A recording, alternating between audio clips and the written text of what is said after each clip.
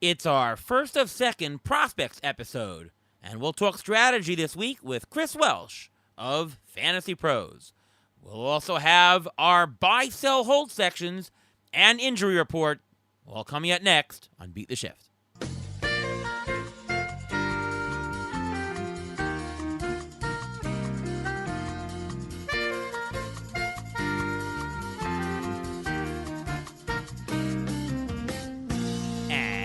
And welcome to another episode of the Beat the Shift podcast. I am your host, Ariel Cohen, and with me as always is Ruvain Guy. What's going on, Ruvain? Not much. How are you doing today? I'm doing good. Just won a doubleheader softball Sunday yesterday, and the end of the first game, last inning, I struck out the side to keep the 2-run lead. So that was really, really thrilling when strikeout, which in modified softball usually doesn't happen. That's only about the third time ever I've ever struck out the side.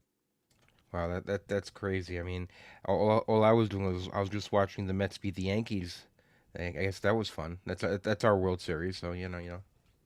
Yes, that was a very exciting. 2 come from behind wins by the Mets this weekend against the crosstown rival Yankees. Definitely satisfying for a Mets fan, you and me.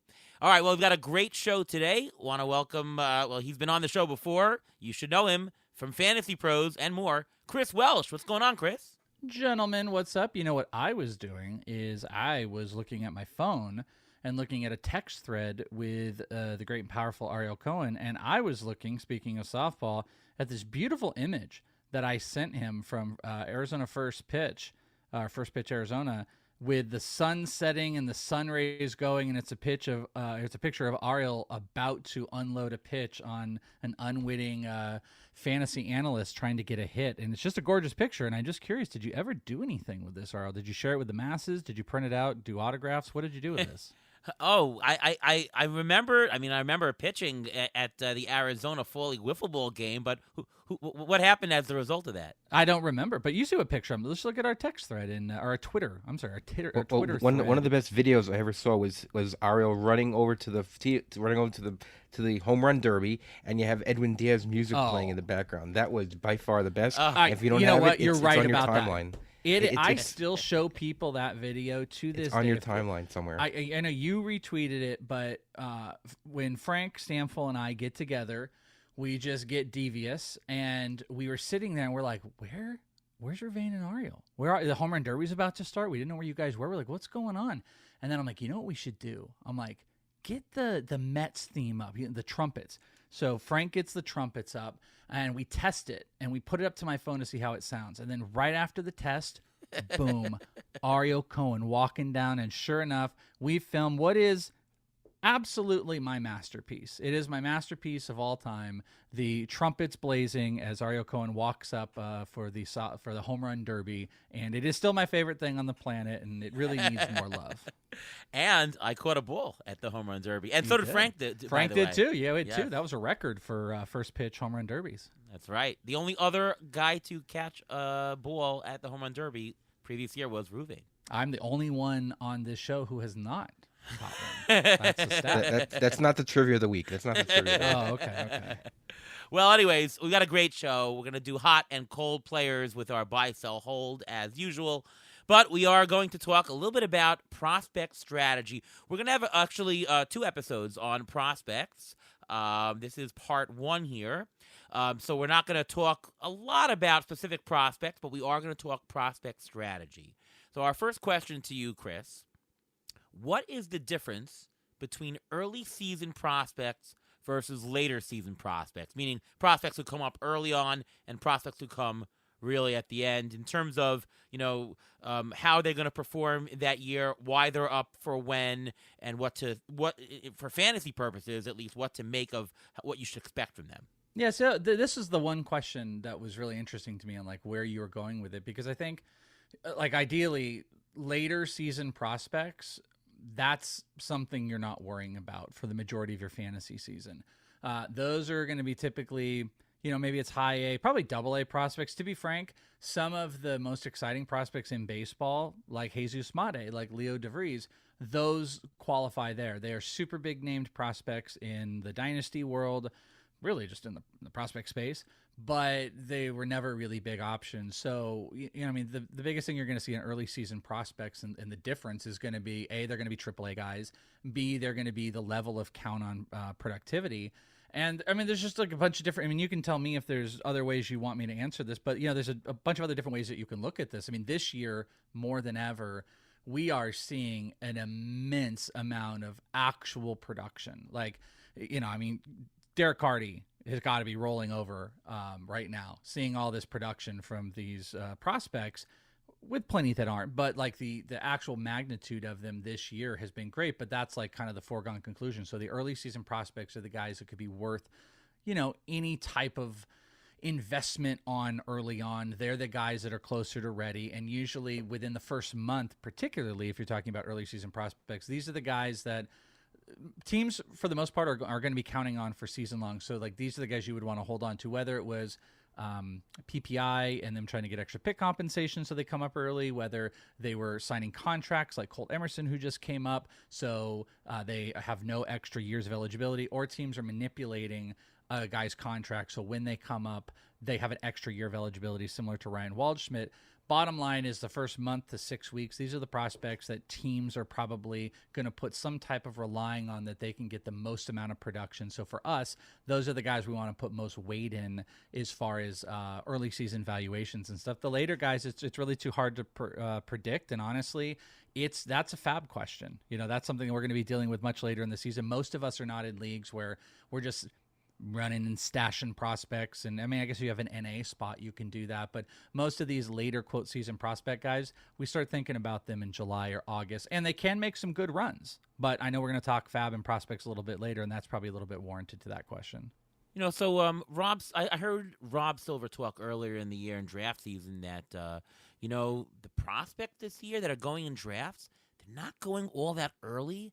They might be worth buying this year, and this seems like a year primed that the return on investment on prospects much better than prior years. I know you said that Derek Carty is turning over, and usually he's right. Usually prospects are busts. Absolutely. But this year, do you find that to be true? Like, you know what? What a great investment, Bubba Chandler and, everyone. Yeah, Kevin McGonigal and JJ Weatherholt. Maybe not Bubba Chandler. Bubba Chandler is disgusting. And I joke with Derek because, what you and Derek do, I think is tremendously important to the game. But like prospects are the most difficult thing for projections and really anything to have like a full grasp on. I said Bubba Chandler. I meant Chandler Simpson. Yes, Chandler Simpson. Plenty of other. Well, there are guys also that had prospect eligibility at the beginning of the season, from Jacob Mizorowski to Nolan McLean. Those are the real big winners. Cam Schlittler, like those guys are tremendous. But it's cyclical though, because there were years past where it was like, hey, Bobby Witt Jr. is going to be up in the majors. And then all of a sudden he was going inside the top 50 and the top 60. And as soon as Julio Rodriguez, he was going in the 200s. And as soon as we knew he was going to get to break out of camp, all of a sudden he flies up. But then what happens? They don't live up to the expectations. The value becomes, it's really, the juice isn't worth the squeeze, even though we get all hyped up. We get super excited. Fantasy baseball isn't like fantasy football, and where like, hey, here's a rookie, and then all of a sudden these rookies go in the first round and we're like, what's going on? That we don't have the same hype, but then all of a sudden these guys are going in the 5th or 6th round. So what I'm getting at is what has happened is the return on investment for prospects, the louder conversation of projections being correct to prospects. What does it do? It mutes values. We knew JJ Weatherholt and we knew specifically JJ Weatherholt was going to be up with the team from a very, very early on, if not breaking camp. He was one of the most obvious. He never really moved. Kevin McGonigal, we already had kind of built in the value, but then when it was like getting ready to happen, he didn't move a whole lot. And that is because of the failure of prospects in years past. So 100%, 1,000% agree that we were in a space where almost every, like Nolan McLean specifically was someone that rose. I actually talked about him at First Pitch Arizona on the live podcast we did for Fantasy Pros. That was a guy that like he did break inside the top 100. And then Chase Burns like a little bit towards the end. And I'm being a little weird because those are the guys that were close to not being prospects. But, you know, those guys started to break. But we didn't see even Connor Griffin. We didn't see Kevin McGonigal. We didn't see Justin Crawford. They all came and I know Rob has talked about Justin Crawford before. We've all seen tremendous values based on the potential return, which we haven't had in the past. I say all of this just to turn it around.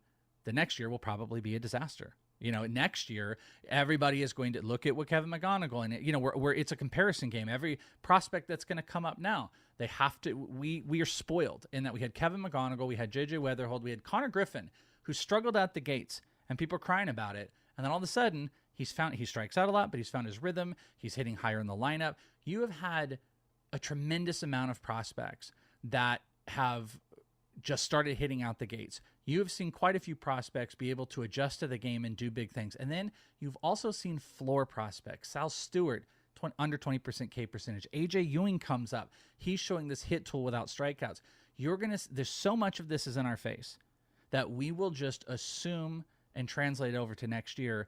And next year is going to be a disaster if we start doing that, especially if guys like Made are off and, you know, Max Clark will be off. It's a whole new crop. People are going to be starting to make really, really aggressive bets, which that is probably going to be really rough. So, I mean, we do have to take it year to year. And this year was a big win, but we got to be careful about what it's going to look like next year. That's getting way ahead of it. But I completely agree with the sentiment that like this year's values, it's pretty much unmatched. And it was hard to not have like a pretty good productive return from most of the prospects based on the draft value. But let's see how that carries over into Fab for the rest of this season and obviously draft season next year. But that's also something I've noticed this year. Usually, a lot of the prospects, when they start the season or they're called up very soon, a lot of them get sent back down.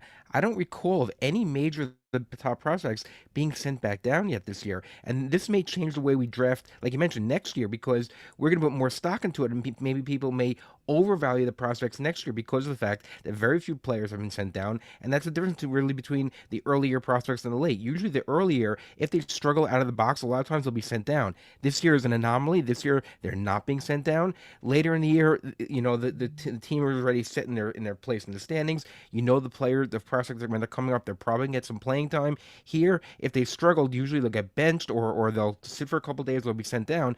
We're not seeing that now, and I think that's exactly why we're going to have a different landscape next draft season.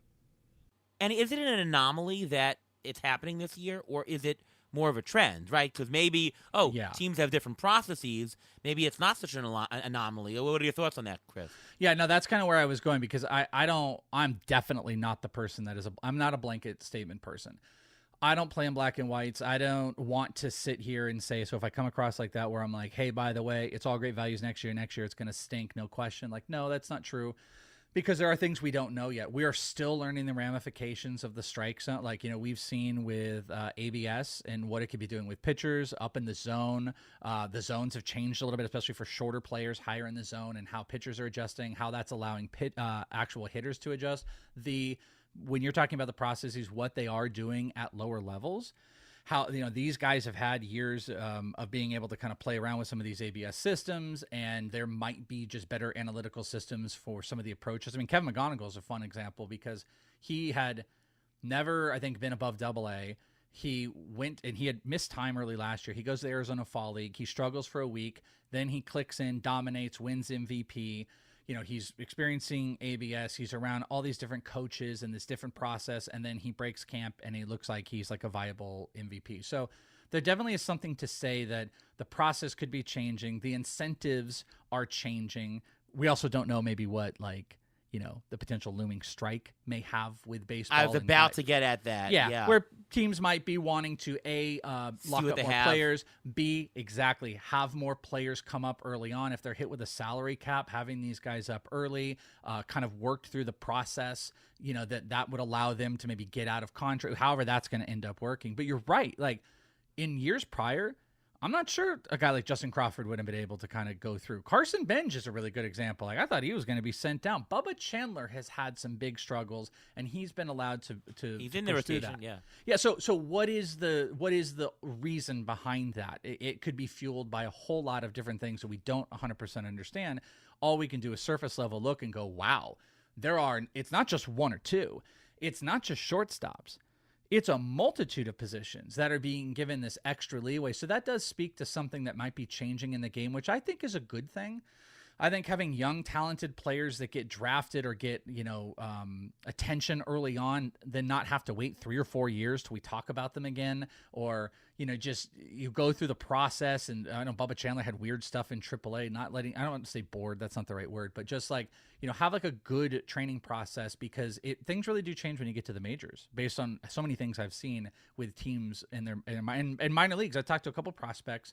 There's a very prominent prospect who's with the Dodgers right now, who was with a former team, and remember saying like he was like, the way this X team over here worked us and trained us, it's night and day with the Dodgers and what the Dodgers are doing. So it's like, yeah, there are teams that have this, this completely different set process. So I keep kind of droning on about it, but I wish I had a definitive answer. I will say the likely guys we would be looking at next year, based on, I'm going to assume guys like Jesus Mate and Leo DeVries are probably, they have a decent chance to lose eligibility, but maybe they're here next year. Though if they are both here, and let's say in a month they go up to AAA, and then the teams bring them up in August, you're going to now be looking, or August or September, you're going to be looking at these guys who have prospect eligibility next season, and they will be drafted very, very high. And will that be the right thing?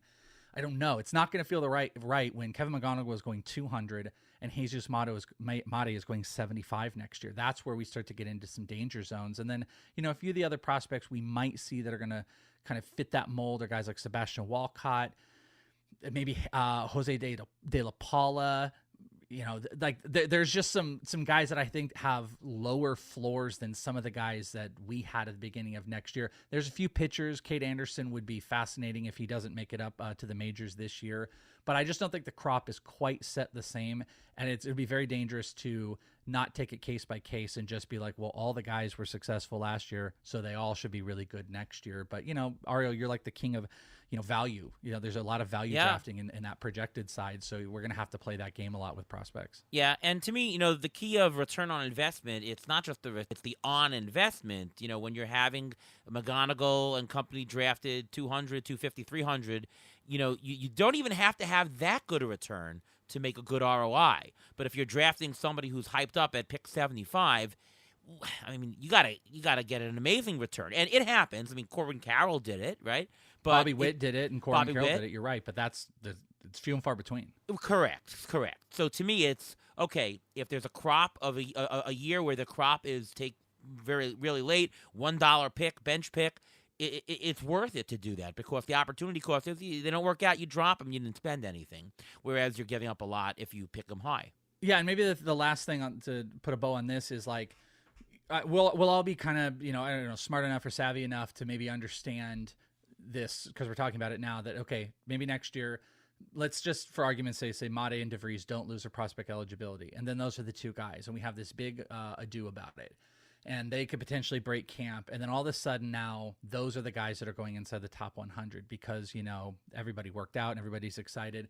Well, we can understand that. But then the real key might be thinking, okay, we did see a lot of success with so many major league teams with their prospects. We're seeing, potentially lower strikeout rates. We're seeing maybe a little bit more of an analytical push. We're seeing big hard hit numbers. We're just seeing success. So what we do is we just move away from those really, really high-end hyped guys, and we look for the guys that are in the teens that have the ability. Like Aiden Miller's a guy that we thought might break camp. He might not play this year because he's got some wrist injury. And then all of a sudden, he doesn't play a whole lot, and then he is one of those guys that's sneaking around in the 200 or 300s.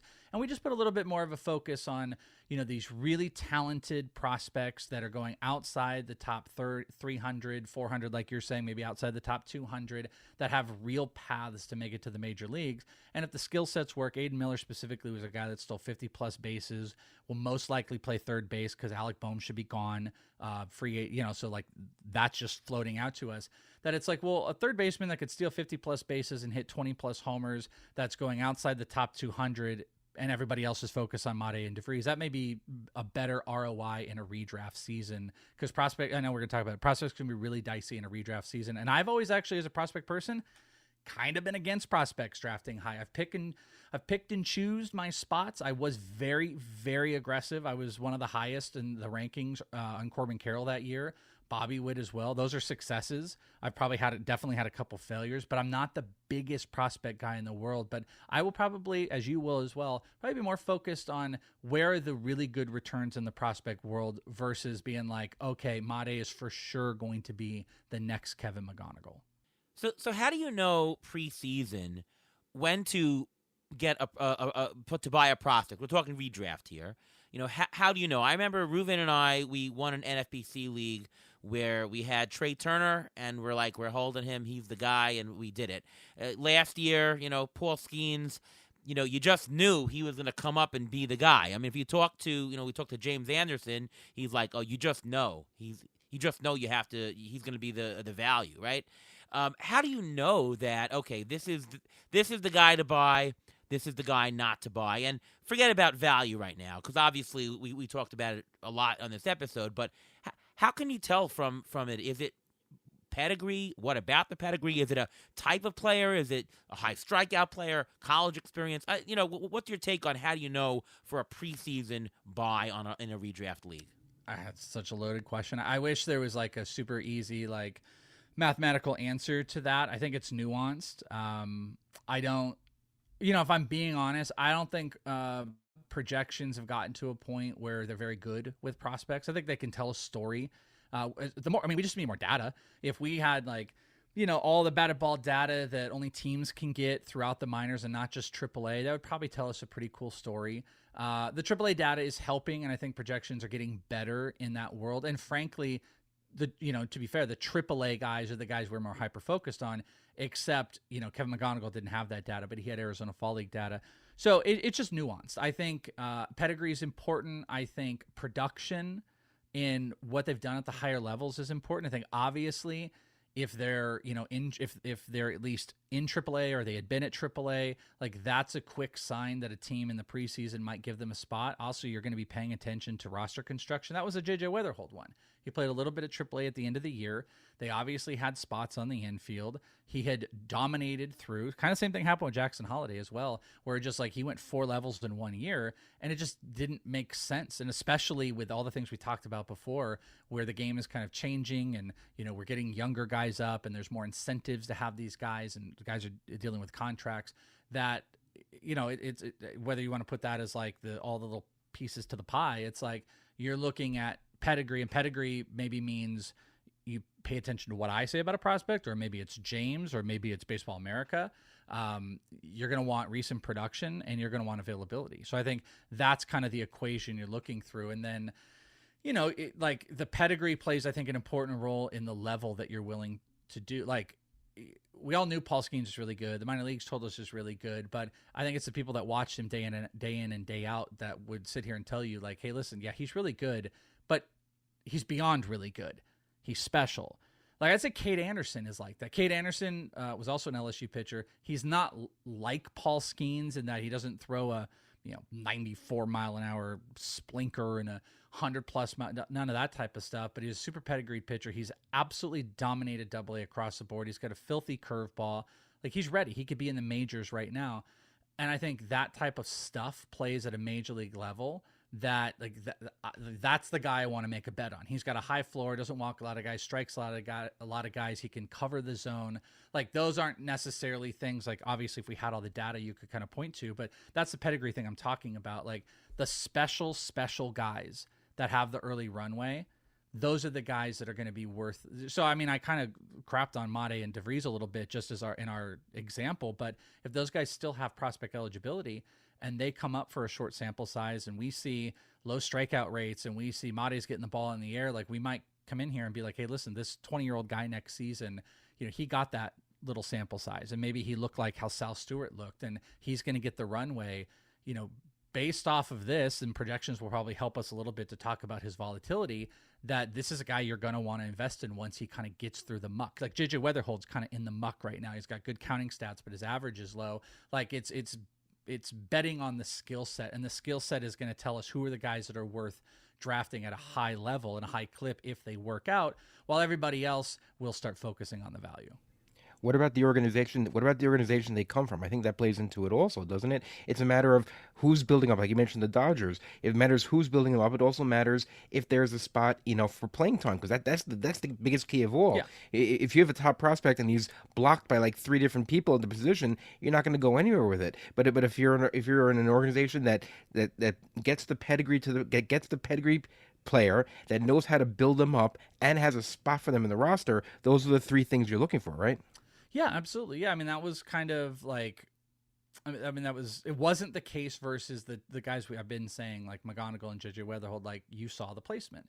You could maybe make a story where it was like, well, are they going to be weird about McKinstry or whatever? But like there was legitimately like just a spot there. But like take Ryan Waldschmidt. The Diamondbacks just had all these outfielders, so that was kind of hard to judge. Colt Emerson, who just got up, well, it was like they signed Brendan Donovan and they want Cole Young to get a try. So yeah, the spot. The placement on the major league roster definitely is important, especially if a guy isn't working at other spots. But I will say, I do think we're a little bit different than we were like 5 years ago, where we would like hyper focus on a team's development. We'd be like, man, the Angels stink. And we'd be like, man, the Rockies really don't know what they're doing. And we're like, the Marlins. And it's just like, I think so many teams, they made it mandatory now that all teams had, that all of the minor league complexes and stuff, that they've got like TrackMan and they've got all the data. Like some teams didn't want to pay for it. Now it's like universalized for everybody. So they've all got the data. They're all opening more up to the proper people that are going to be able to analyze that data. And the playing fields are, I think, leveling out a little bit more. Because what are we seeing? We're seeing, holy crap, the Pirates are developing guys. They've got a guy right now. And by the way, his name is not Connor Griffin, who's a top 5 prospect in the dynasty world in baseball. And that's not Connor Griffin. The Pirates are turning things around. The Marlins are learning how to barrel the ball with guys. We're talking about athletics and Leo DeVries. There's a diversification. The Minnesota, I think, has like 3 top 35 prospects, at least in my mind, for fantasy. So places that may not have seemed as super awesome, they are. The White Sox is another prime example. What a pile they had been for so long. All of a sudden, Davis Martin and Sean Burke are 2 of the best values in fantasy, and they seem like mediocre-ish pitchers. And that's not including the awesome guys that they had, like Noah Schultz and Hagen Smith. So like the development of minor leagues, I think, is more stabilizing, where I don't think we need to focus on like, oh, these guys don't know how to develop, more than like, does this guy have a spot to be able to play? So AJ Ewing came up for the Mets right now, and in Fab this week in the NFBC, he went in one league of mine for $95 out of $1,000, in another for $150, and another for like $235. Do you see Frank's? I think Frank said someone spent $333 in one of his NFBCs. Oh boy, yeah. Now NFBC, you can't actually bid on a prospect until they come up, but in a lot of our home leagues, you can, and you can roster them.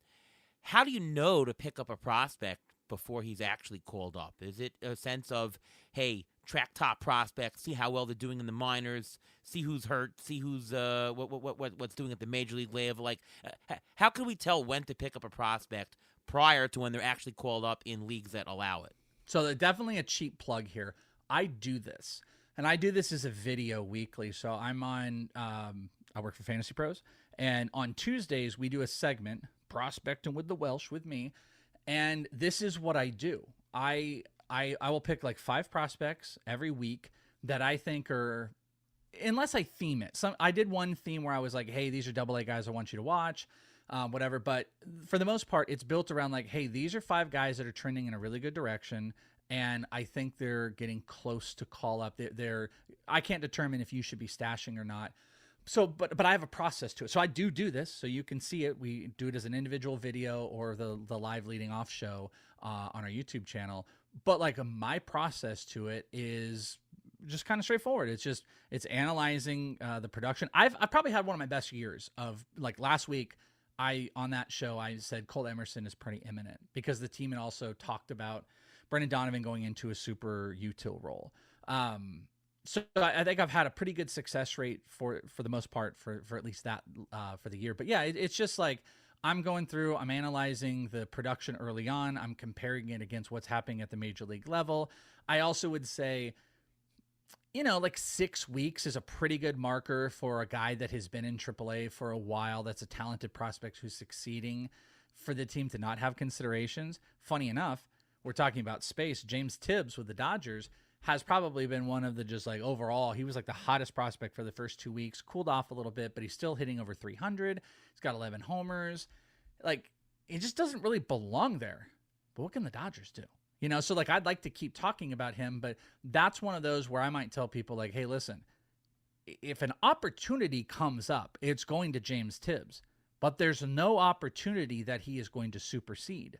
Sometimes that happens. And, like AJ Ewing, I never would have guessed. Like, I just didn't think that was imminent because he had also just been called up from AA to AAA, and that was something the Mets, reminds me of David Wright when David Wright was called up. That's what happened with him. He went to AAA for just like a week or two, and they're like, all right, we need a third baseman. We're going right to him. Here we go. The Mets also did it with Conforto. They straight from AA. They have a history of doing this.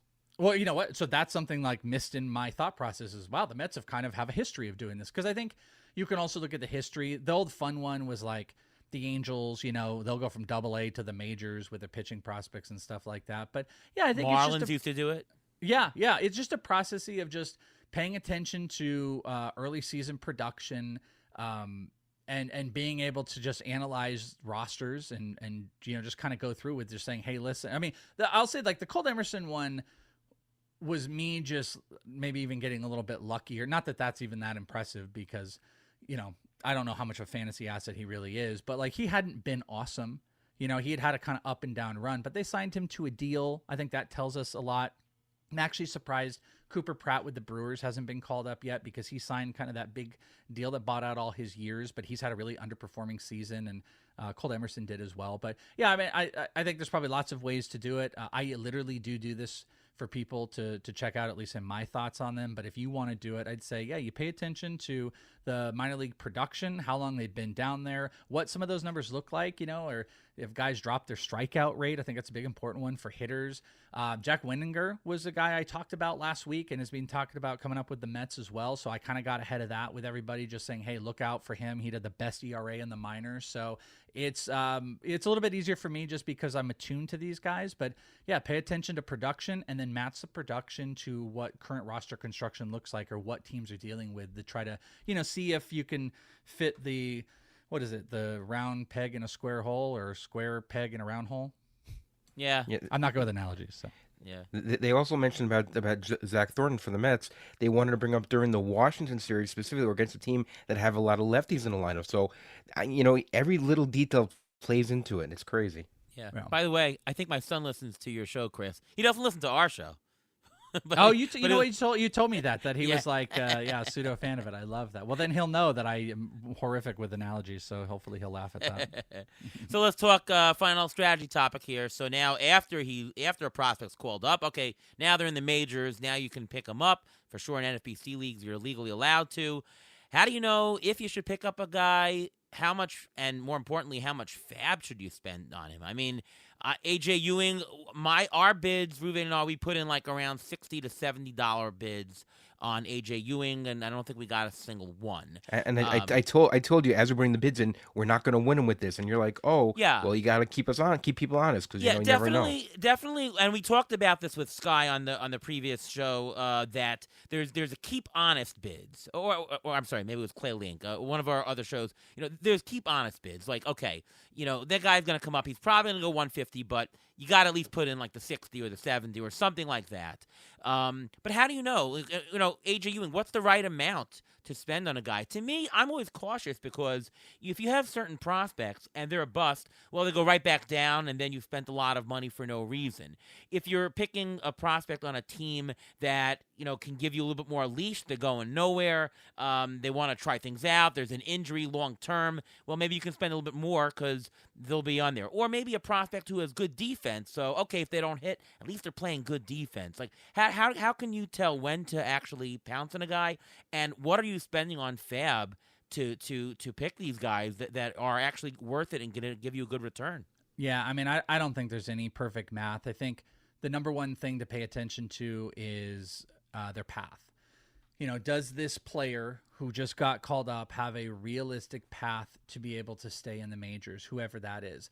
Henry Bolte is an interesting one because I think you can argue that obviously, and I want to say this obviously, any prospect that just succeeds, well, their path is speaking for them. Some guys that'll get taken away from, they can't help it. But if a guy succeeds, he's good. But you ask yourself, all right, if they're a mixed bag, what's that path look like? Well, like Henry Bolte, I actually think the path looks a little dicey. Because it's like they're trying to figure out the stuff with Lawrence Butler. They're trying to find more playing time with Carlos Cortez. Tyler Soderstrom's out there. Denzel Clark, got to get back. Colby Thomas. Like, there's a lot of question marks in there. So even though I think he's super talented and he was hot, would I want to spend high? Probably not. To be frank, I wouldn't have spent over 100 on AJ Ewing. I do think like the underlying ability to not strike out a ton gives him like a really good floor. He's defensively, he kind of move around, but also the path. There are guys that are going to be coming back. So would I want to spend a tenth of my budget on a player that could be hampered down to a month? Like, probably not. So I guess for me, I'm not really an aggressive spender on the prospects. The only way that it's going to be aggressive is if I think that said prospect can play for a long time and has the underlying skill set to be able to like withstand the storms. I think a weird example of this, and most people have not agreed with me on this, I think it looks okay, for me would have been Travis Bazzana. Now, the problem would have been his name value could have created a little bit higher cost. I don't remember what he had gone for. He didn't go for that much, and actually we bought him in like half the leagues. Under for like 100? Which is very odd. 40 or 50 out of 1,000? See, I think that's sick because to me, Yeah. Travis Bazzana was a guy that could have broken camp. They didn't have a viable, super legit second baseman to stop him. They still don't. So I had been kind of calling for that call up. The right field for left-handed hitters has become a lot more friendly. Travis Bazzana is a super, super aggressive, pull-heavy guy who is maintained to lower strikeout rates with a really high OBP. But people got super, super hyper-focused where he's like, well, he's like a 250 guy. And he was dealing He's with stealing bases, and he's instantly helping our teams. I mean, and I think everybody got hyper-focused on only the minor league production, but this had been a wildly productive college player who's going to have super exciting. He had big barrel hard hit numbers in college, pulls the ball in the air. He can steal bases. He stole 12 last year in 84 games. I didn't think he'd steal 8 at, whatever it was. Was he 8 in the minors and then he's stolen 7 in the majors? I didn't think it'd be at that clip. But my whole point is I think that he's got a tremendous feel for the zone. And when the ball is in the zone, he's aggressive pulling, which can be a little Jazz Chisholm-y, but I think he makes a lot better contact, gets on base, can steal, can hit homers. So to me, I think the pedigree, that would have been a guy I would have been a little bit more aggressive to be on. And for the keep honest bid, you gotta put that in there. I mean, if you put a 3 to 7% of your budget keep honest bid, I mean, you gotta do that for these high pedigree prospects. I agree with that. Not 10%, not 20%, but 4%.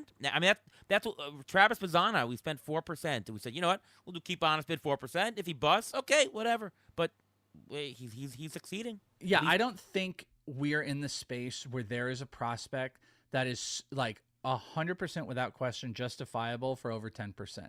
That was if McGonigal hadn't broke. That was Connor Griffin, and that could have felt wrong for a little bit.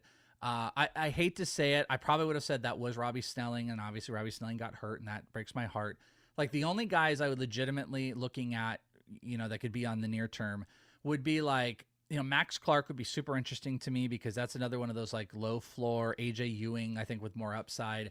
Cade Anderson, if he got bumped up to Seattle, I think would be absolutely sick. But other than that, even a guy like Thomas White with the Marlins, I'm probably not looking at. I don't think any of the hitters are in that space. So yeah, I think at this stage in fantasy this year, I think it's all just keep honest bids. But for me, I'm going to be honing in on floors versus what I think is projectable upside. Travis Bazzana specifically would be one. Braden Montgomery, that might be one more I'll just throw out to people, that if Braden were to get called up with the White Sox, I think he is a ridiculously tremendous talent who is a huge doubles hitter with natural power, and I think if he has a second half of the season, that would be someone I'd want. But still, if you can get him lower, you should. I more likely will miss on prospects in Fab than I'm going to get them, kind of related to what you guys said. I just don't want to be super aggressive. So if you play in a league where you can get them ahead of time, That's the key. You can't do that in NFBC all the time. So I think you got to be real pick and choosy, because let people just unload their fab on the Carson Benjes of the world, and the whoever's that are, the Colt Emersons of the world. Let them do that, and then let me have the space at the end of the season. We're coming back to what you said earlier. Maybe now I'll have the hammer if Leo DeVries does get called up, and I can get 2 months of him in summer Sacramento. Like I kind of rather do that than the crop that's sitting out there right now. What's interesting with Charles Bazzana, though, he was called up, I think, on a Wednesday or Thursday, and he was like 0 for his first or 1 for his first 11 or something like that. Yeah. I think just those 3 games may have lowered his value when there's no reason it should have. It's the first 3 games in the major leagues, and this happens all the time. A prospect gets called up end of the week, they don't do well, his value goes down. If he gets called up and he knows coming up on Monday and he hasn't played a game yet, his value goes up. Yeah, and you could, by the way, we could totally be wrong about this. It could have gone the other direction, but yeah, that was definitely one of those where my cohort Joe Pisapia, because I'm pretty loud about Bazzana. I've just been in Bazzana's camp for a while when I think he got super boring to most people in all the prospect spaces. I just think he's talented. I think he's going to succeed. And Joe was kind of like, not looking so good for Bazzana. And I was just like, just wait. Let's just see if it happens. And I could have just been big old L on my face. But I think right now he's hitting small sample size, but 290, all those stolen bases, couple homers. Like things are starting. He's got a couple trips. I mean, like things are clicking. Things are clicking for Bazzana. So you guys, I think, got a really good buy. And that's how you want to play the game. You don't, just like we said in draft, do you really want to spend the high cost? It's not fair to say this because McGonigal has returned it, but that's the question. If you spend the 85th pick in a draft on a prospect, what does their production have to look like for them to just return value? Like we can argue McGonigal is beating that right now specifically, and he didn't cost that, but it's like that's the question. So the same thing, if you were to spend $120 or $333 on AJ Ewing, what does he have to do to return that fab value that you just destroyed? He's got to keep his job for one, and we don't have all those answers with these guys early on. Yeah, I mean, drafts, you can take an undervalued projection guy at the 85th pick. I'd rather do that than take who knows what you're going to get in a prospect. But at the 250th pick, I'm more indifferent because the opportunity cost and the cost to cut him is so low because you didn't pay for him. All right, well, talked a lot about prospects so far, and we'll have more on our next show. We'll have more players, more strategy, but we're going to do some buy, sell, hold, drop, and let's start with some hot hitters. J.J. Bleday found some magic in Cincinnati. He's batting .303 with 6 homers. I mean, his barrel rate is up. His exit velocity is way up this year, hitting more fly balls. A little bit of homer to fly ball luck, but, I mean, he looks like he's really doing good. And there's not many luck metrics that say otherwise. BABIP 300, it's not crazy. And they're batting him middle of the order. J.J. Bleday, I think he's actually a buy. I don't think you have to spend much to trade for him, and I think he can produce. I mean, his career best was 20 homers in Oakland in 2024, but I think he's on a pace for like 30, and I think it's achievable. Are you interested in buy, sell, or hold for Bleday, Chris? I am a buy. I look at the profile. I have if you just want to be super basic about it, when I'm especially looking at these hot performing players, there's a simple little formula sometimes I want to look at, and it's barrel to hard hit, and obviously that's going to tell me something fun. Okay, there's a good quality of contact, especially for a guy like this, but I want to see what's the floor look like, and the floor is 15% K percentage with a higher walk rate at 16%. And then I want to look at, is he getting the ball in the air and is he pulling it? He's got a 20-degree launch angle with a pulled air percentage of 37%. So the floor to me is launch angle meets pull air meets K percentage. And then maybe throw a little bit of walk in there. That creates this floor. And I'm like, holy crap, there's some real floor in J.J. Bleday. Plus 53% hard hit rate, barrel, great ballpark to be in. The only negative right now I'd pick on, they're really not playing him against lefties. He's he's kind of like a Luke Raley type of player, only against strong side. but it would be just small sample size. Like the small sample size could absolutely fall apart. But I have to be a buy on JJ Bleday. I think it looks too good right now. He's not chasing. He's not striking out. He's got great quality of contact. This kind of he was a much higher pedigree prospect, by the way, when he was a Marlin back in the day. Played in the Arizona Fall League, and then he just kind of fell apart. He's completely refound himself in a really hitter-friendly environment. So I actually asked Bogman this. Or Bogman or Piece of P, I don't remember. I'll ask you real quick. Who would you rather have rest of season, JJ Bleday or Jackson Holiday, who just got brought back up? Bleday. That's what I said, and I kind of got rebuffed on Jackson Holiday, and I was like, dude, with the hamate bone, I don't think I'm screwing with that, even if he gets third base eligibility. I think Bleday's got a better chance at counting stats right now, and I'm a Jackson Holiday guy, and that was kind of why I said that, because that's how much I'm into JJ Bleday right now. Yeah, no, definitely. And he's batting second, third in the order. He's batting in the heart of the order. So just for the short-term purposes, he's going to have an increased runs and RBIs. So he's right now absolute play, and I'd even buy him. Ruvain 3 for 3? Yeah, 3 for 3. I mentioned him to you, Ari. I mentioned him 3 weeks ago when he first came up. I saw something right away with his swing. The way he was making contact. And by the way, the year we saw him in the first pitch Arizona was in 2021. He batted .316 with 5 home runs, and that was the year that I ran over a kid to get a ball. But anyway, I have a video of that still hiding somewhere. he's gone from Miami, which is not a hitter's park, to Oakland, not where they're playing now, but in Oakland, which is not a hitter's park, to Cincinnati. With those three things, he wasn't playing in a hitter's park. He's age 28. This is the year when players usually find their power, and he's hitting in a power park, and it's just starting to warm up now. So all those things going on, I try to trade for him if you can possibly. I'd hold on to him, and you have to keep playing him, even though he's on the strong side of the platoon. You have to keep playing him because he's putting up the numbers he is. One last thing I want to add to it real quick. It's small sample size, so we need a little bit more to see if this is going to hold. 74.8 average bat speed. That is 3 miles per hour faster than he has had over the last 2 years.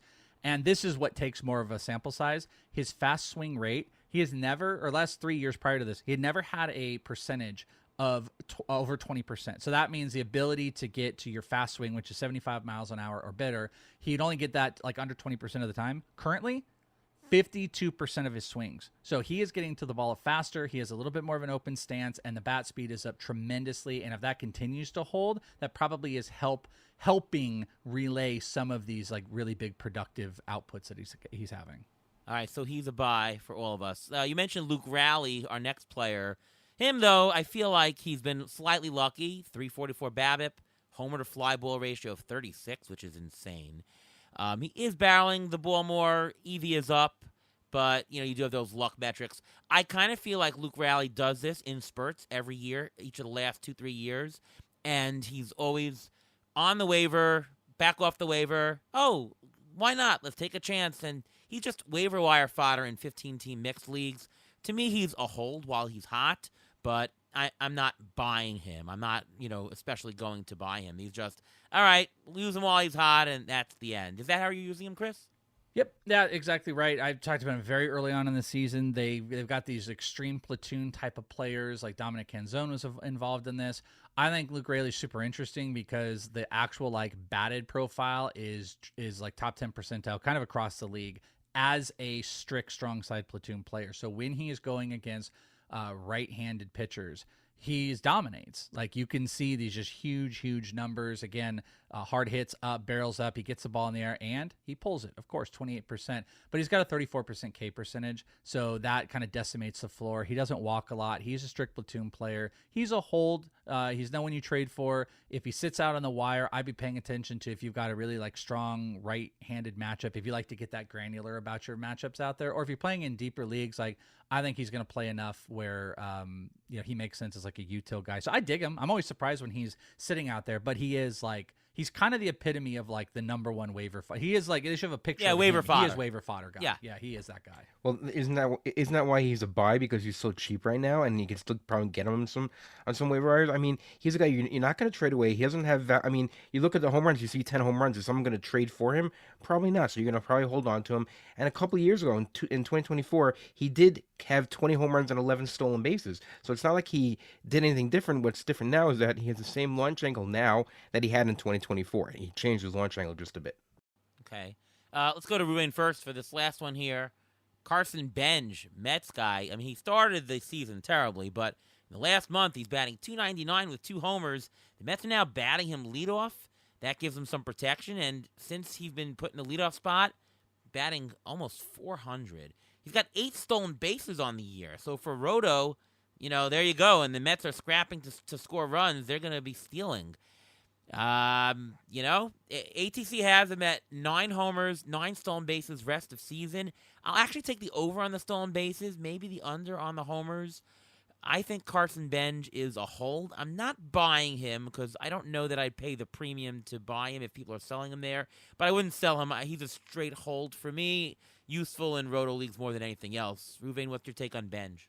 I think he's a hold close to buy because of a couple of things. First of all, since May 2nd, his batting average has gone from 179 to 243, scoring 11 runs and playing against righties and lefties. He actually hits better. He has hits for a higher average against lefties than he does righties. So there's no split. He's playing almost every day. He hits better at home. So if you want to do that home away split, you can take a look at that. And I mentioned him preseason as my pick for rookie of the year for the National League. So I think he's a definite buy. The power thing, I'm a little bit concerned. I don't think he's going to have that power. You mentioned 9 home runs. He hit a home run opening day. Then he hit another one in Colorado. He doesn't really have a home run swing. He has more of a line drive swing. So maybe during the course of the summer when it gets hotter, if he can get a little more leverage, maybe he'll get some more home runs. But I think he's going to be like a 260 to 280 hitter with about another 15 to 20 stolen bases, which is a guy you get on the waiver wire, and he plays every day. Chris? I guess I'm kind of in the middle. I'm probably closer to you are. I think that I think it's kind of like a wavery wire type of guy. I do think it's interesting what he's doing right now. He's having a ridiculous May. I think he's hitting like 339 so far. He's had quite a few. I mean, it looks like 4 of his last 7 games have been multi-hit games. He's really starting to click in, but despite it also tells you the struggles that he had been under because his average is only 247 right now. He's a pretty low OBP guy. I do like the floor, as I mentioned. I love like lower strikeout guys. I don't think his hitting profile is super elite. So I think he's kind of average. I think this is like a, at best 12 homer, 20 stolen base guy. That's nothing to, it's nothing to scoff at or anything like that. But to be honest with you, you can go between Luke Raley and Carson Benj. You might be able to put together a really good player if you could get on the right side of it. But I think he's kind of he's definitely not someone I'm trading for. I think he's a piece that I'm holding on to when things are hot, and I'm pretty comfortable with dropping in most formats. Definitely not a 10-team type of guy, but other formats I'm willing dropping on. So I guess hold would be the answer. Okay, a couple of pitchers are hot. Davis Martin, 6-1 on the year, 1.61 ERA, sub-1 WHIP. Now he does have a very lucky strand rate at 90%, but BABIP is 300. Not crazy. Strikeout rate 27%. Walk rate only 5. Wow. And it's backed up by a great 12.5 swinging strike rate. Sierra is 3. So, we know that the ERA is not going to be 161, but Sierra says that it's pretty good. O-swing, 36% right now, up from a 30% career average. He's throwing a lot more sinkers and cutters. I don't know. I'd say he's a moderate buy. I mean, I don't think you have to pay that much to trade for this guy, and seems somewhat legit other than, the run suppression is crazy, but I think say moderate buy. Do you agree, Chris? I'm a little torn on this one because I have this big discussion. I had this discussion literally today. I always kind of poke about this. Me and Pizapia did this where he was bringing up like Otto Lopez, and I was a hitter. And he's just like, oh, blah, blah, blah. Otto Lopez is a sell. And I'm just like, well, listen, what can you get for Otto Lopez? Like, what sense does that make? Like, what is anybody, even, I know he leads league in hits and stuff like that, but like, what is anybody really buying? There are sometimes players that are just better suited for your fantasy team as the pickup that you have than going through and trading them off and not getting the production while they were solid. Davis Martin is really interesting because, like, if I owned him, he's kind of one of those players. I don't think the market makes enough sense. But how you said it is kind of interesting. If it just doesn't take a whole lot, I'm willing to maybe be it's kind of the same interested argument you have, but in reverse. Yeah, it's a reverse right? argument of, like, if there is somebody who's just completely not interested, I think I could find myself being, like, intrigued as a throw-in piece. The problem is like a lot of like the player raters have him like as a top 5 SP right now. I don't think it's going to continue.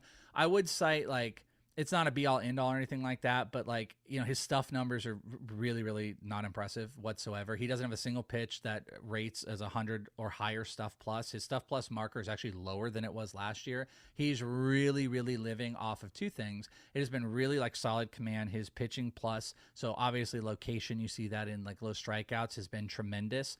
He has held batters to a really relatively low batting average, but it has been his slider. His slider's ridiculous. It has a almost 3% whiff rate, and it is carrying his strikeouts. 58.1% K percentage with his slider.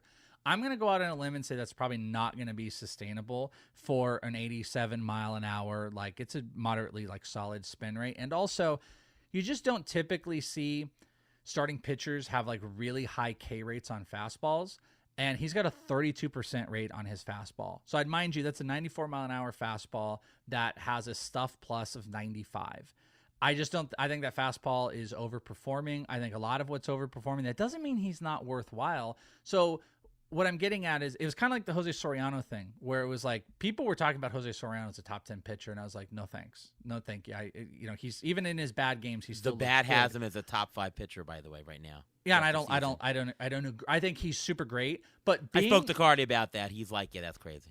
Yeah, going on a player and saying like, this guy is not worth this does not mean you hate this player. It just is like, to me, Jose Soriano was more like a top 35 pitcher. And that's how I've kind of ranked him, even though he's performed better. Well, it's just like Jeff Erickson says, it's regressed to what? Yeah, right? Exactly. So Davis Martin, to me, is a regress to, I think, a bottom end of your rotation pitcher. Would you be shocked if you're dumping him for streaming stuff? I don't think so. I think he's performed really interestingly. If he is his expected ERA is around 3.65. If that continues, that's really good. But I think there's some things, as you mentioned, the strand rate's kind of ridiculous. His slider is holding everything up. It's subpar-ish stuff. Can that hold? I would be willing to make a bet that it's serviceable in a super cheap trade like you talked about, but I guess my narrative here is I may sell on Davis Martin. All right, our next player is Kyle Harrison, 2.09 ERA, and it's backed up by a 3.12 Sierra, 119 WHIP. A little bit of luck with the left on base, his strand rate 90%, but his BABIP is 323, so just lucky with the earned runs. Everything else is solid. Milwaukee gave up Peralta for him, but he's filled in 30% strikeout rate and backed up by a swinging strike rate of 14%. His fastball is up a tick. I don't know. Kyle Harrison looks somewhat legit. I'm not sure if I'm going to say moderate buy, but it's definitely hold, maybe moderate buy as well. Your thoughts, Chris? Yeah, what's tough is I feel like he's performed, and I feel a little hypocritical too, talking like how I did about Davis Martin, and I'm going to go to Kyle Harrison, and like there's some similarities. It's like, fastball, whatever. He's kind of living off of like his slurvy pitch. That is like getting a lot done for him. So I feel like there's a little bit more hypocrisy to it, but it's funny because you kind of cited like, boy, the Red Sox look so stupid for, you're trading off Devers, you got this guy, and then you just gave him for a bag of peanuts. And he's gone out and been just wildly successful this year with really good strikeout rates. Kyle Harrison, definitely a more like pedigreed pitcher in the minors, was built a lot more around strikeouts. I really like the combination of that four-seam slurve to changeup. He is also getting, this is kind of like where I'm acknowledging I feel a little hypocritical because he's getting a lot of strikeouts on his four-seam fastball, but, again, stuff numbers do look a lot better. His fastball at 108, his changeup at 109. I really like that changeup. I think it's going to get more strikeouts as the season goes on. Do I think he's a 2 ERA pitcher? No, I don't. But I kind of think he has a better chance to sustaining the strikeout rates. Right now it's 30, even if it goes down to 27. I kind of think Davis Martin could get down to like a 25, 24%. If the walk rates don't go crazy up, and he's a still low 3 ERA guy, like Kyle Harrison's going to be tremendously valuable. I also think there's a lot of wins around the Brewers. I know the White Sox are playing really well right now. I just don't know how much I buy that. Again, maybe some of it is just more bias and there's a little narrative in there, but like I would rather be buying on Kyle Harrison than I would Davis Martin. So I think I am, like how you said it, like moderate buy. Well, you were a sell on Davis Martin, so that's definitely a bigger swing to Kyle Harrison. Yeah, I'm making it a bigger swing, but also acknowledging like, I guess I could be wrong. I'm putting a little bit more negativity on Davis Martin. I just think the stuff is a lot worse than Kyle Harrison. I think there's a couple big punch out pitches with Harrison. And our final hot player, Michael McGreevy. I actually own him in a lot of teams. There's not much in the K rate. His K rate is poor at just 19%, and he has been quite lucky. His BABIP has been 203, which means that I've been taking advantage of his good hot luck streak, right? You want to use him there. And now the question is what to do with him. His ERA is 2.10, Sierra, though, 4.06. I actually agree with the Sierra. I think that he's actually a low 4 ERA type pitcher, which is what he will be, which is, useful in deeper formats, but nothing to get excited about. Is not a buy. Is he a sell? Maybe. You don't want to run into that outing where he stinks. So I'd say he's a hold to a moderate sell, if any. Do you agree, Chris? Yeah, I mean, God, I don't want to be like copying you and everything, but the wording you're using, if I had to just pick one and I couldn't use moderate, I'd probably say just a sell, just a straight up. I don't love the strikeout rate. I mean, the K minus walk ends up being like around 13. You mentioning, I think it was Sierra. His expected ERA is even worse, 5.76. It's a low end fastball. He throws 5 pitches 10% of the time. Not a single one of those has a 25% or higher K percentage. So there isn't a pitch where it's like, okay, he could kind of move to the Robleski has like really, really bad strikeout numbers right now, but it's starting to click and he's got some actual punch out numbers that I think that's trending in the right direction. I don't really think that from McGreevy. 11% barrel rate he's giving up to hitters. It just looks like this is going to go in the wrong direction. And the problem with these like low K guys, when things start to go wrong, there's not a lot helping them. It's nice that they're not walking a lot, but like without those K numbers and then you start to get beat up, you're not like getting any extra little push. So I'm a sell on McGreevy. And you mentioned about the 5 pitches. The fastball is actually, the velocity is down on his fastball, and he's using the changeup a lot more, which means that he's pitching to contact. And yes, that's great. And if you want to use him as a quote unquote ratios guy for now, I guess you can, but long term, I don't see much of a value. I think if you find a team that is down a starter because of an injury, try to trade him off to them. All right, now it's time for some cold players, but before that, it's the Injury Gurus trivia of the week. All right, so we're going to jump into the cold section, but are we? According to StatCast and Fangraphs, of all the qualified hitters in baseball, can you name the top 5 hitters in the category of hard hit percentage? That's a percentage of batted balls with an exit velocity of 95 or higher. So can you name the top 5 hitters, according to StatCast, who have the highest percentage of batted balls with an exit velocity of higher than 95? Okay, Chris, you go first. O'Neal Cruz. O'Neal Cruz is number 2 on the list. I'll go with Aaron Judge. Aaron Judge is not on the list. He's number 10. He's number 10. I thought that was a lock. All right. Yeah, that's why it's tricky. James Wood.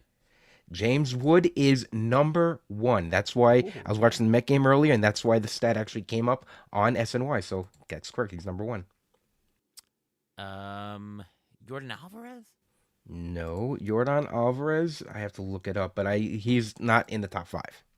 Schwarber? No, you're all making good guesses, but Murakami. Murakami is number 3 on the list. Okay. Nick Kurtz is number 4. Can I guess number 5? Yes, you can. Go ahead. Jordan Walker? No. Oh, okay, never mind. I suck. I'm trying to figure out which one on our list here is on there. Well, we already. Oh, yeah, that's a good point. Like on Right? the cold list, like Mike Trying to Trout. figure it out. No. Oh, well, I know Tatis has a higher EV50 than Kyle Schwarber, which is crazy. It's not Tatis, is it? It is Fernando Tatis Oh, my Jr. God. Yeah, that's the whole magic about Tatis right now. He's a higher EV50 than Kyle Schwarber, which is like and Shane Langoliers. It's absolutely absurd number with the 0 homers. So is Tatis with the 0 homers? I mean, what is that? I have trouble figuring out what's going on because I know that Ariel Cohen having the same number of homers with a season and a half is really not a fluke here, right? I mean, if you're asking me, I mean, Ariel Cohen, I might put a little bit more projection on at this point than Fernando Tatis Jr. But yeah, I mean, I don't want to simplify things because I think the metric that we all can look at and easily see that tells the story is his launch angle. He has a 2-degree launch angle. He has a 6% pulled air percentage. But I think what a lot of people have talked about is it's a mechanism in his swing that he's coming down on the ball. Like his swing approach is not lofting the ball, whatever. He's hitting the ever-living crap out of it, but he's getting in front of it. And I think when I was looking at some of the bat tracking, what you can end up seeing is he's actually swinging the bat harder. He's getting to those swings faster, but his stance is the most closed off it's ever been in his It's got to be career. correctable by a hitting coach, right? But it hasn't been. I mean, that's like, I literally talked about this today. That's the thing that I can't come to terms with Tatis.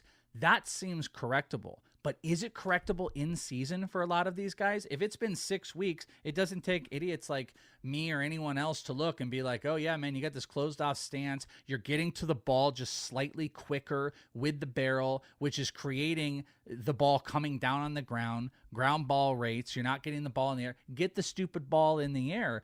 But that's not as simplistic as we all think it is. And his ground ball percentage is higher than it's ever been in his career, 52%. So, okay, you're swinging super fast. You're hitting it on the ground. How do you, not us, how do you professional hitting coaches get this guy to alter that so he can get the ball in the air? Because he's putting up, as you just said, a top 5 hard hit rate.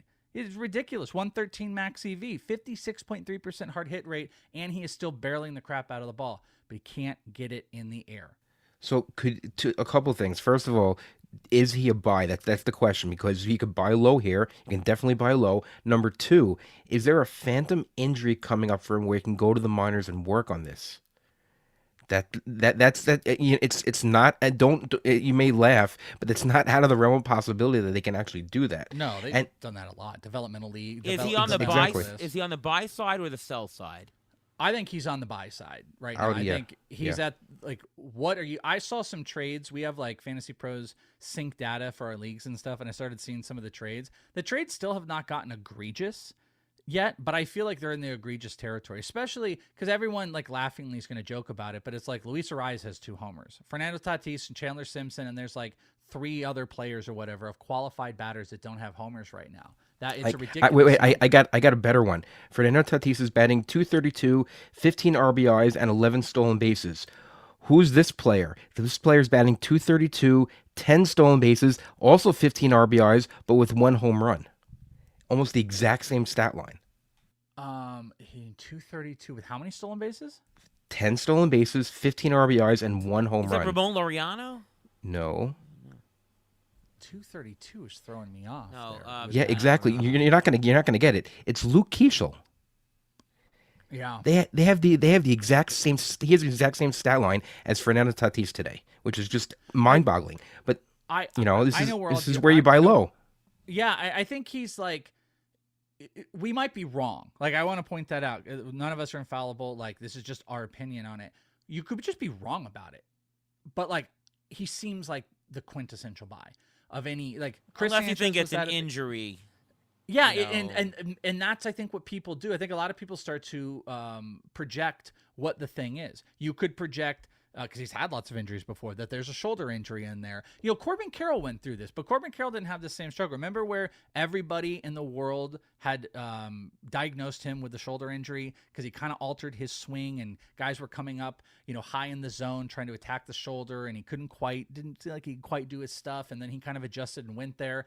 Like, there could be a shoulder thing that's floating out there with Tatis, but also this could just be a mechanical issue that they have not addressed, and they said he's going to work through it. But what I keep coming back to is I just don't know. I wish I could tell you. This seems like there is something fixable, especially in the world of baseball and the analysis of swings that you could work through it. But maybe it's harder than we think in season, and maybe there are more people that are just like, no, he's got to work through it. Hey, so many things look great. Just keep doing your game. Don't over try. How long is that going to go on for? So that's where things I think could go wrong. But there's so much in his profile that's still kind of screaming at us that it's like, if he were striking, I mean, I don't love the strikeout rate going up 6%, but if he was striking out 29% of the time and he wasn't walking anymore and his barrel rate went down and stuff like that, we might be like, I don't know, man.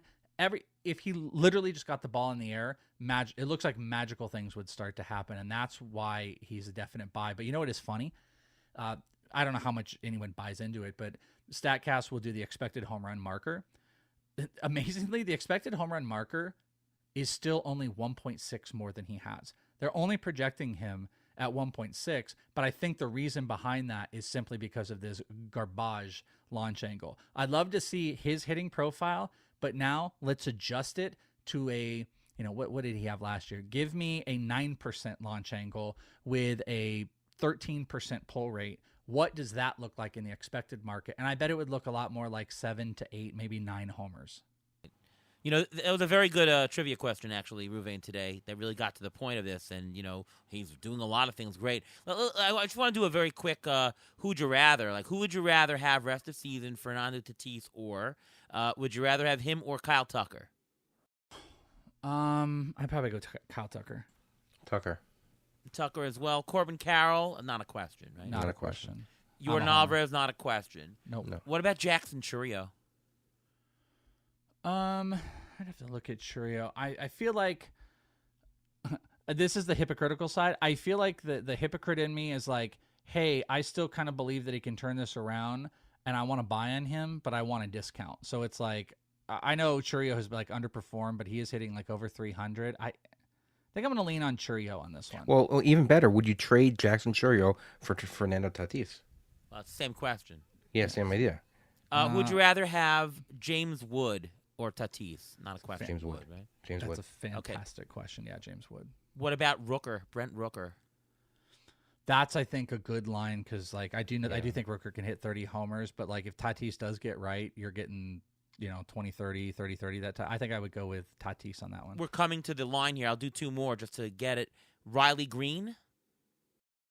I think I'd take a shot on Tatis on that one. This is the line, I think. And Yeah, what about yeah. Byron Buxton?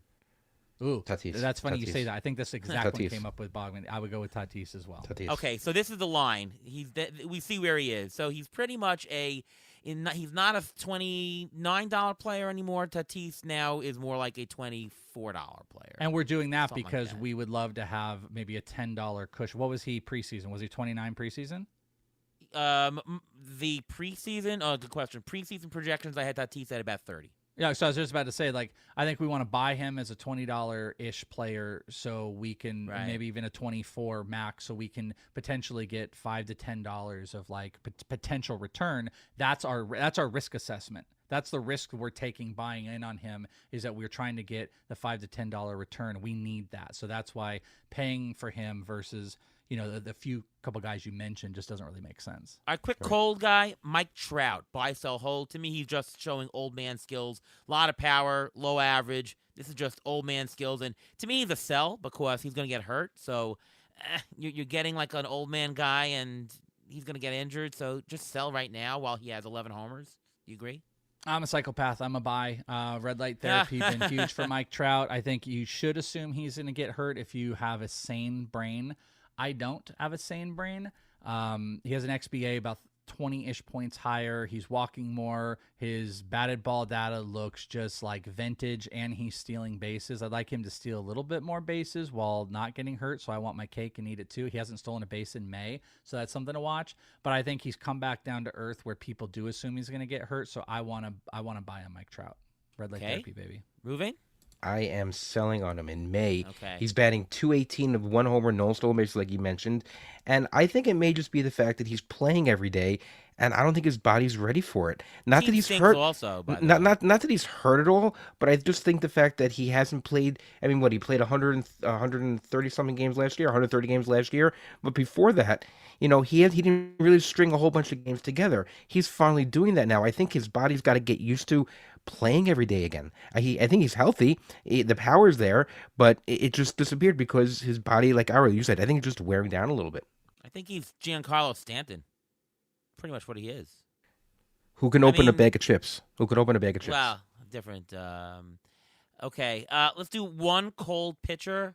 Aaron Nola. ATC has him at a 4.18 ERA rest of the way, which is what his Sierra is. He's been worse than that, obviously.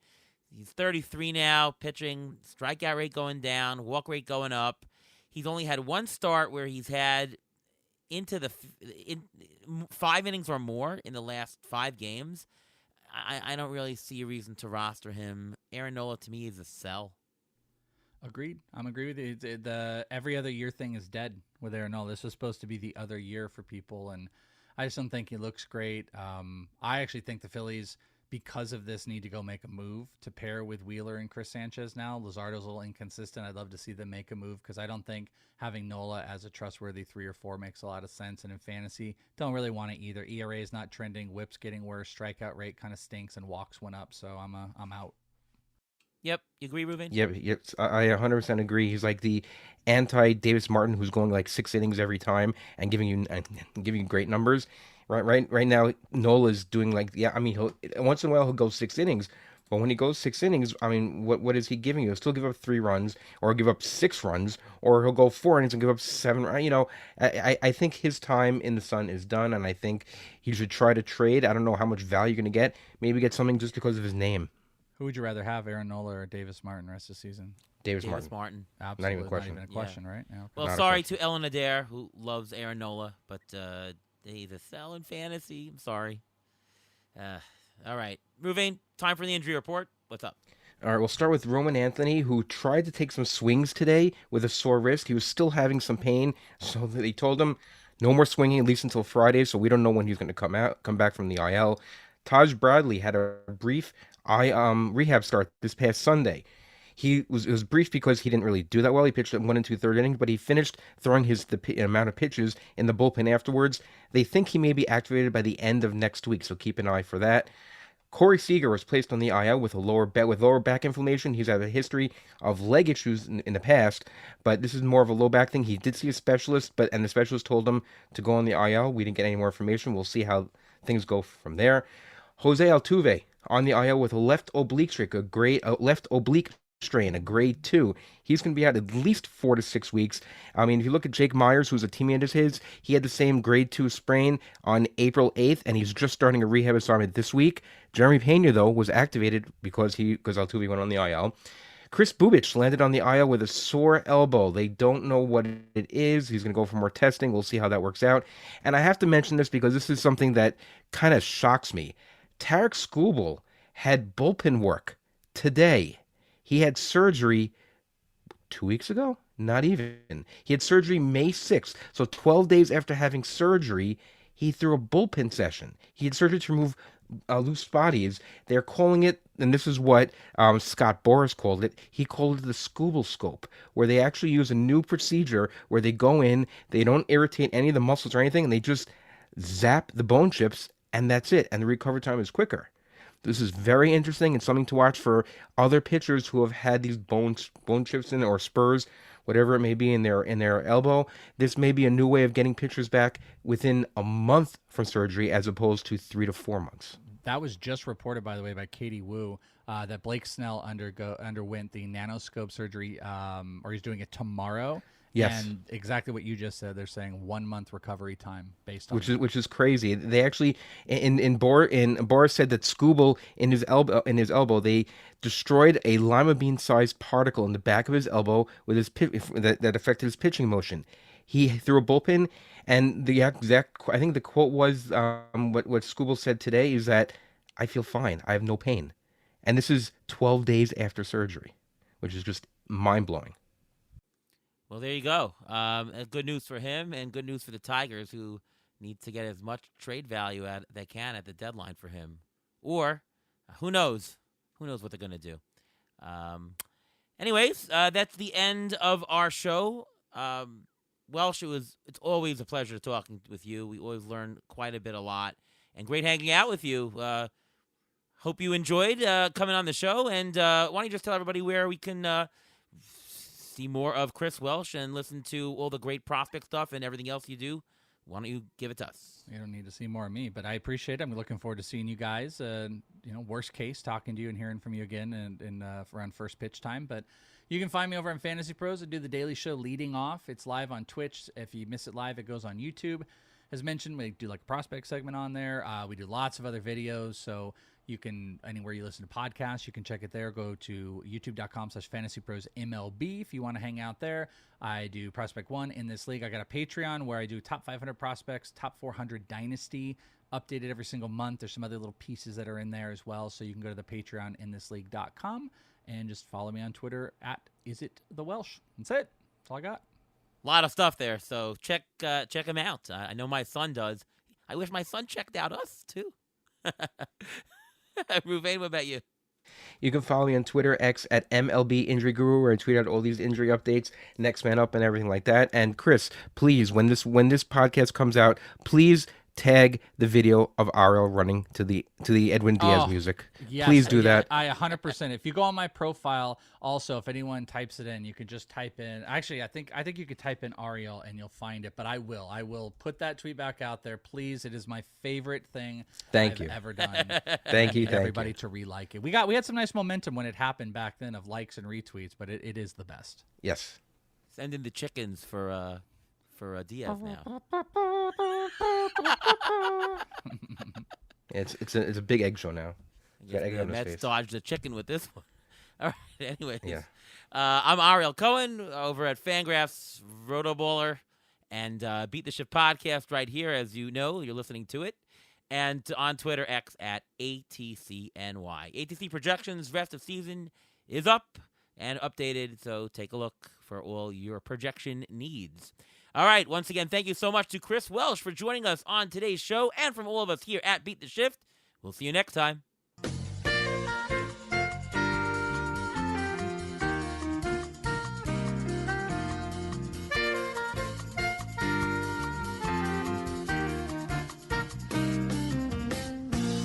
Thanks for listening to the Beat the Shift podcast presented by Fangraphs.